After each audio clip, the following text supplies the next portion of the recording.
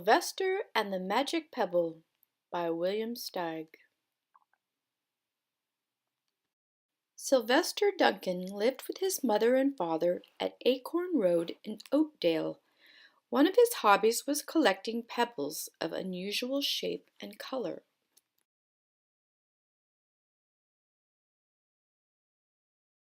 On a rainy Saturday during vacation, he found a quite extraordinary one. It was flaming red, shiny, and perfectly round like a marble.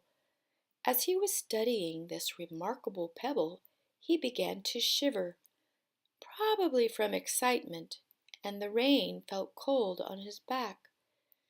"I wish it would stop raining," he said. To his great surprise, the rain stopped. It didn't stop gradually, as rains usually do. It ceased. The drops vanished on the way down. The clouds disappeared.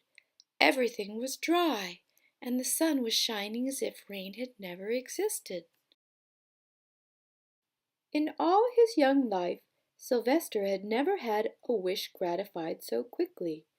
It struck him that magic must be at work, and he guessed that the magic must be in the remarkable looking red pebble, where indeed it was.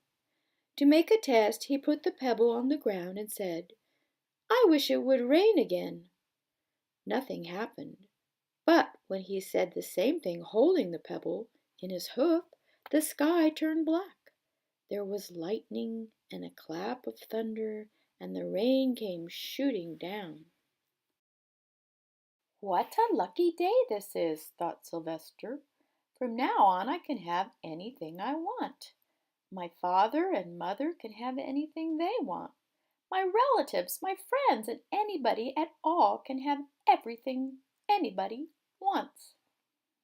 He wished the sunshine back in the sky, and he wished a wart on his left hind futtock would disappear, and it did, and he started home, eager to amaze his father and mother with his magic pebble. He could hardly wait to see their faces. Maybe they wouldn't even believe him at first. As he was crossing Strawberry Hill, thinking of some of the many things he could wish for, he was startled to see a mean, hungry lion looking right at him from behind some tall grass. He was frightened. If he hadn't been so frightened, he could have made the lion disappear, or he could have wished himself safe at home with his father and mother. He could have wished the lion would turn into a butterfly or a daisy or a gnat. He could have wished many things, but he panicked, and he couldn't think carefully. "I wish I were a rock," he said, and he became a rock. The lion came bounding over, sniffed the rock 100 times, walked around and around it, and went away confused, perplexed, puzzled, and bewildered. "I saw that little donkey as clear as day. Maybe I'm going crazy," he muttered. And there was Sylvester, a rock, on Strawberry Hill, with the magic pebble lying right beside him on the ground, and he was unable to pick it up. "Oh, how I wish I were myself again," he thought. But nothing happened. He had to be touching the pebble to make the magic work, but there was nothing he could do about it. His thoughts began to race like mad. He was scared and worried. Being helpless, he felt hopeless. He imagined all the possibilities, and eventually he realized that his only chance of becoming himself again was for someone to find the red pebble and to wish that the rock next to it would be a donkey. Someone would surely find the red pebble, it was so bright and shiny. But what on earth would make them wish that the rock were a donkey? The chance was 1 in a billion at best. Sylvester fell asleep. What else could he do?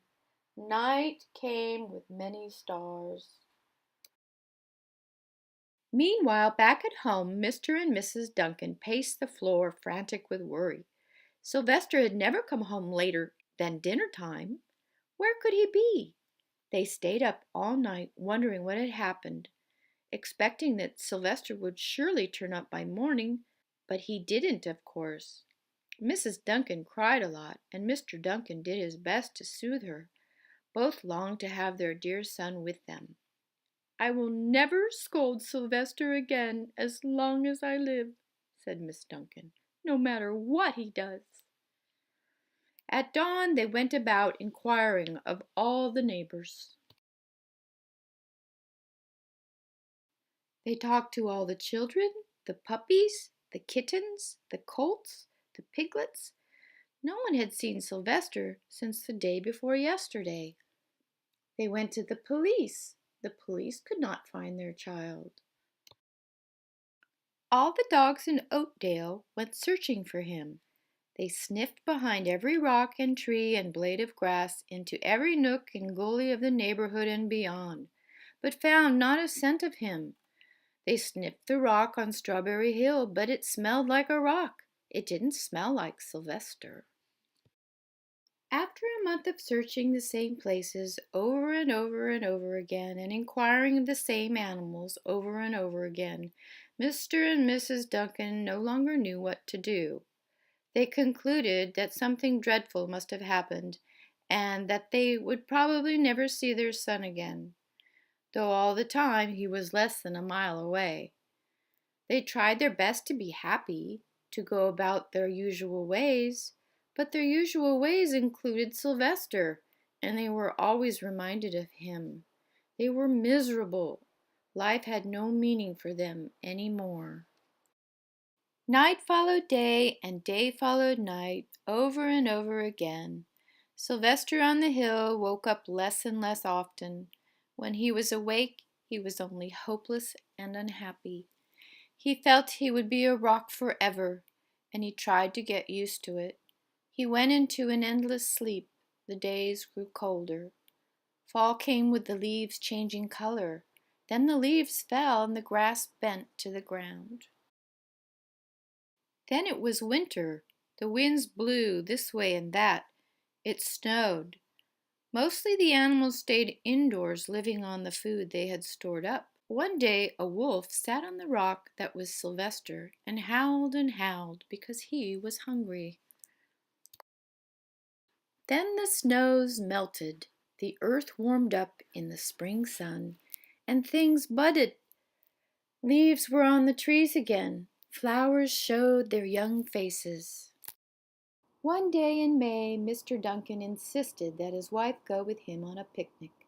"Let's cheer up," he said.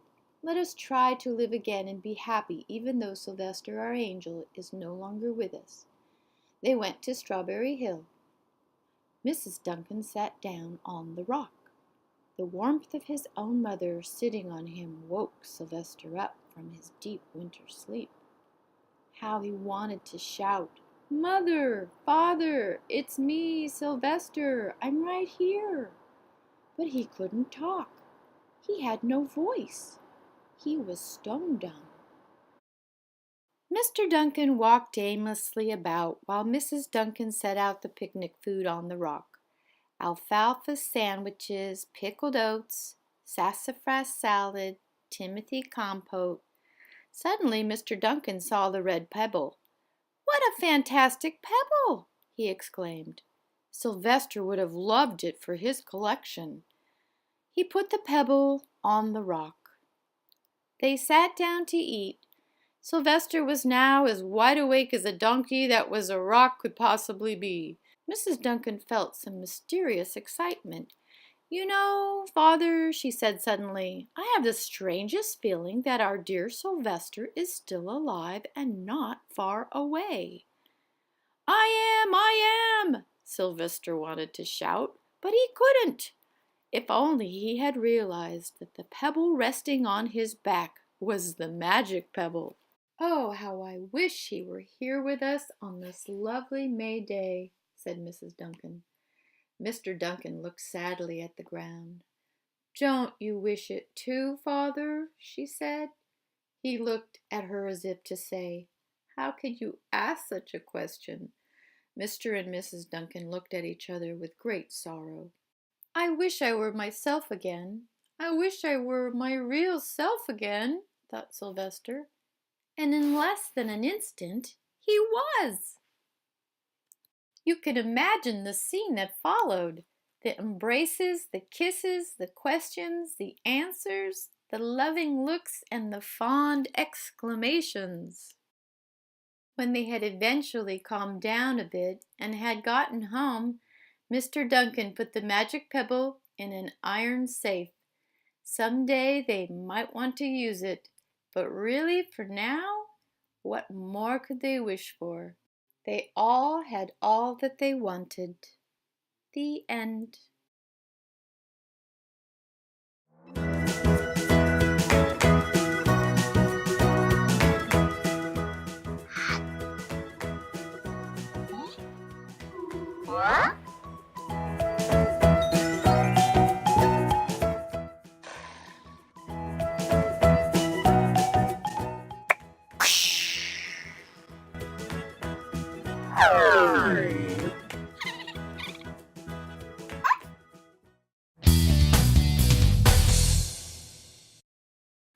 I wonder what's up next. Click on Tumpsky to subscribe. Click on the next show you want to watch. Tap the bell to be notified of new shows. See you soon.